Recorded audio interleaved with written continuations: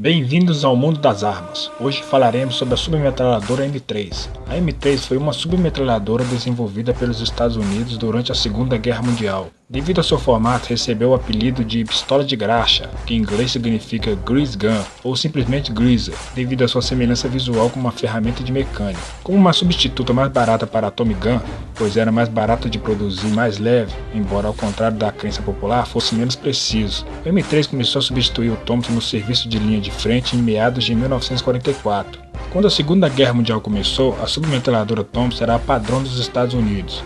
Contudo, a Thompson era mais cara em termos de tempo e custo de produção, quando comparada com outras submetralhadoras. Outros modelos novos da Thompson tinham reduzido em muito o custo de produção, mas um novo design poderia baixar o custo ainda mais. O conceito básico de uma nova arma barata e desenhada para a produção em massa tem as suas origens na Schutzhund, da Primeira Guerra Mundial, a submetralhadora mais produzida da guerra. A M3 de calibre .45 tinha sido introduzida em 1942, sendo desenhada especificamente para uma produção mais simples sem utilizar as partes de metal estampadas. O M3 era uma arma automática, operada por explosão de ar e disparada a partir de um parafuso aberto. Construída a chapa de aço grosso, o receptor M3 foi estampado em duas metades que foram em seguida soldados em conjunto. O M3 era um pino de disparo fixo contido dentro do parafuso. O parafuso foi perfurado longitudinalmente para suportar duas hastes de guias paralelas, sobre as quais foram montados recuo duplo das molas. Esta configuração permitiu tolerâncias de maquinagem maiores, ao mesmo tempo em que proporcionava permissão de operação em caso de poeira, areia ou entrada de lama. O M3 apresentou um extrator carregado por mola que se alojava no interior da cabeça do parafuso, enquanto o ejetor foi localizado no grupo de gatilho. Os soldados americanos ficaram surpresos com o recebimento da M3 e realmente assustados ao ter que confiar suas vidas a uma submetralhadora de aspecto duvidoso, já que acostumados com o padrão refinado da submetralhadora Thompson. No início, os soldados americanos não confiavam na M3. Era difícil para eles, acostumados com a refinada e elegante Thompson, confiarem suas vidas em uma submetralhadora de aspecto esquisito.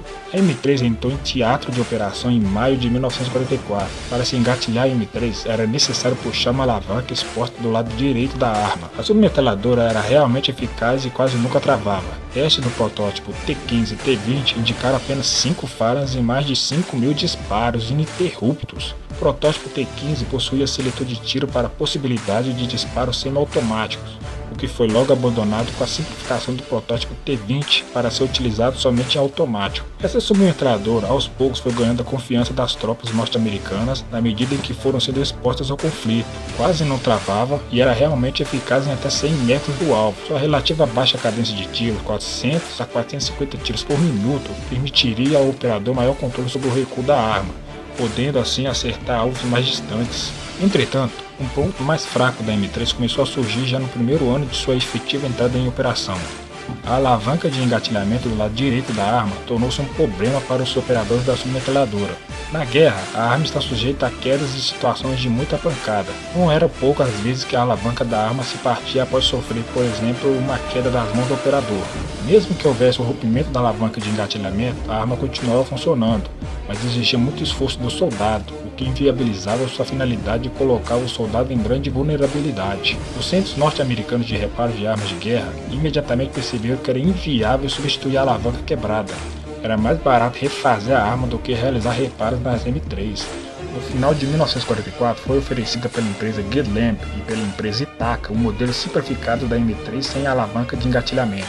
Esse modelo foi denominado de M3A1. Os projetistas notaram que o engatilhamento da arma não requeria enorme pressão que justificasse o uso de uma alavanca. Perceberam que a realização de uma pequena abertura na lateral possibilitaria ao próprio soldado engatilhar a submetralhadora, com o auxílio do dedo, já que não era necessário exercer muita força para recuar o ferrolho. O modelo M3 possui a alavanca de engatilhamento, enquanto o modelo M3A1 foi simplificado com a supressão da alavanca. O engatilhamento desse modelo era feito com a utilização do dedo do atirador. Percebam que existe um pequeno orifício na parte dianteira do ferrolho por meio do qual o atirador deveria empurrar até armar o sistema da submetralhadora. O surgimento do modelo M3A1 nasceu da necessidade de suprimir as quebras das alavancas no campo de batalha. Quando a arma caía ao solo pelo lado direito, o rompimento poderia ocorrer. A empresa Gidlamp produziu do final de 1944 até o término da Segunda Guerra Mundial a quantidade de 15.469 M3 M3A1. Enquanto isso, no campo de batalha não faltaram criatividades e improvisos para o uso das M3 que tiveram a alavanca quebrada. As M3 tinham em média um peso de 3,70 kg, o comprimento de seu cano de 203 mm e o comprimento total de 757 mm. Usava um calibre de .45 SAP, uma cadência de tiro de 400 a 450 tiros por minuto, com velocidade de saída de 280 metros por segundo, além de um alcance efetivo de 91 metros.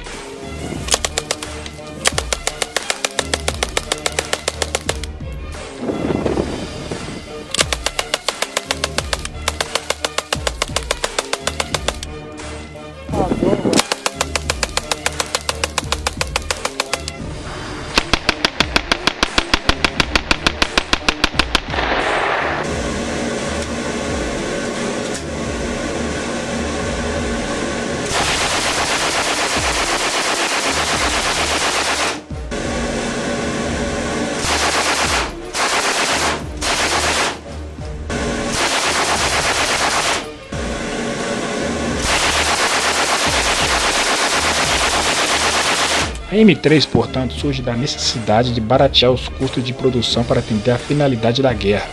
Para se ter uma ideia da diferença de preço para a época, enquanto se gastava $20 para se produzir uma unidade de M3, o modelo mais barato da Atomos custava quase 3 vezes mais. A M3 foi a única arma da história dos Estados Unidos cujo lapso temporal entre o projeto, a construção do primeiro protótipo e sua efetiva entrada em produção levou apenas 7 meses. Não existe nenhuma arma na história americana elaborada, projetada e produzida em tão rápido tempo. A submetralhadora M3 e seu modelo M3A1 foram produzidas de 1943 a 1945, tão somente no período da Segunda Guerra Mundial.